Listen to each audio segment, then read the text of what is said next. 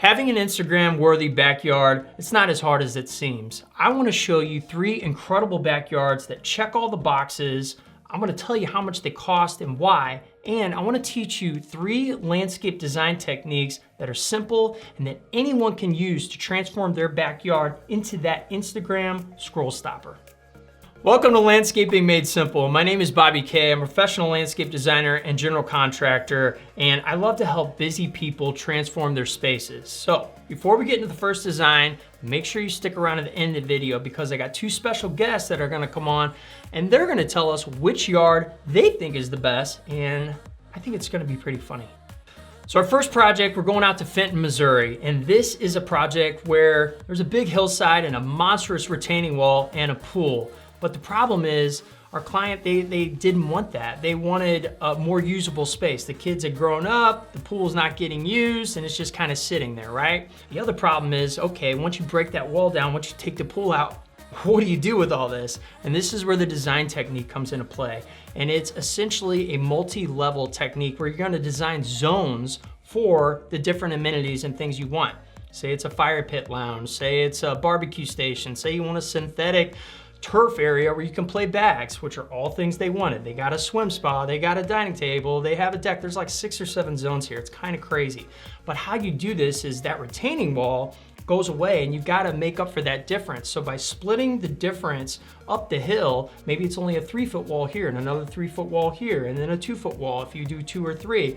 Now you've got more flat usable spaces for all of this. So when you are hiring a designer or you're considering doing this and thinking through the process, work the elevations by splitting the differences and creating zones. Now, let's get to how much this costs. This is a big boy project. There's no doubt when you look at this. This is around a $100,000 project. The reason being is because you got lots of walls, you have lots of labor involved, there's lots of hardscaping involved, you've got to account for drainage, there's the synthetic turf, there's the landscaping, there's the landscape lighting. I don't want you to think you can't get this, that this isn't attainable for you. It absolutely is if you're on a budget. And the reason being is it can be done in phases. You could start with the retaining walls and the grading. Maybe you don't do a synthetic turf area and it's just grass. Or if you want that, you can do one thing one season, another thing another season. If you get a design like this, you can do it in phases, and that's the real power. You absolutely can do this and you can have this kind of yard. Next, we're headed out to Frontenac, Missouri, another Missouri one here. And I will tell you that you're gonna like this one a lot more if you're on a budget. It's much more cost effective. So here's how I would like to describe this to start. You got an old deck, you got a lot of unusable space, and with the drainage that was going on here, it was just a muddy mess. If you wanna think about it, it's kind of like Jack in The Shining. I love it. You know, everything starts out great. He's at the hotel, he's super happy, he's gonna write a novel. And by the end, he's tired, he's worn down. Stop swinging the bat. He's unraveled and he's absolute psychopath. Here's Johnny. And it just went to hell. Maybe that's a little too dramatic, but you get the idea. So what do you do with a space like this? Well, you take out the deck, you figure out how you're gonna lay this out with a design, and let's create some usable patio area. And the design technique that I want you to grab from this one is about drainage. Instead of having all this hardscaping and then the typical mulch that goes around and softening it with landscaping, which is great and it works for 99%, we really had a drainage problem here. So what we did to up the game and make it look even cooler, so we put this beautiful decorative rock strip with some light landscaping in there. I believe we have liriope in there, and we put a hidden drainage system in there. So now the water from the neighbors comes down, and before it gets to the patio, it gets captured and it's redirected out, which is an awesome thing to do. Nobody even knows it's there and it's doing its job. So how much does something like this cost? You got a decent amount of hardscaping here. I think this was around, I don't know, 600 square feet.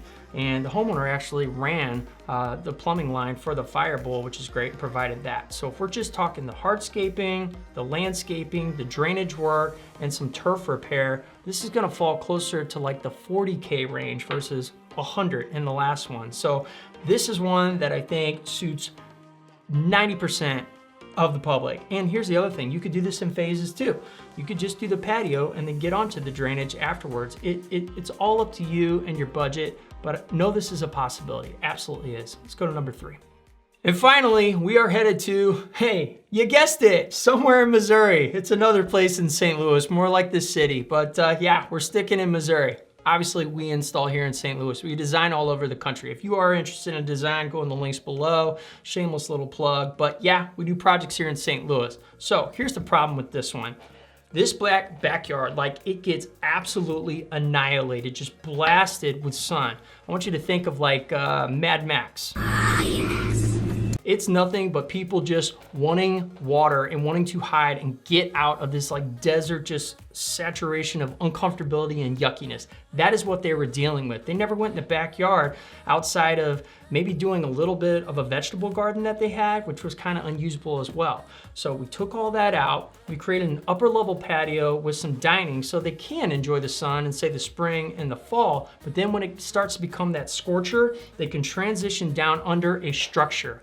Your design technique in this one is creating shade with an outdoor structure. Now, of course, there's kits that you can get online, but this structure, this is a custom structure. This is a very nice, almost like a house addition kind of structure. Everything is painted really nice. You got the tongue and groove ceiling. It's got heaters. It's got a ceiling fan. It's got audio. There's a TV. We're talking, you want to watch football? You're out there. You want to put a movie on? You're out there. This is one of those things that I highly recommend if it's in your budget to get and incorporate into your design. We have one in our backyard, and I tell you, from early spring all the way into the winter, we're out there. That's all we do is hang out in our backyard, which is exactly what they do. So how much does this one cost? Well, it's pretty similar to number 2 with the hardscaping and the landscaping, but now you got the structure, a custom piece like this. This gets this closer to about a $70K marker. And the reason being is it takes a highly skilled professional carpenter to build one of these. There's kits that you get online, they're great, but they just don't hold up quality-wise. They cannot compete with something like this. They're easier to put together, and they may be a cost-effective and a better use for your budget so you can get other things. I completely understand, and we put kits together all the time. But if you want the goods, if you want that thing that you are gonna go out time and time again, season after season, and not get blasted, it's the way to go. Now let's hear from our special guest.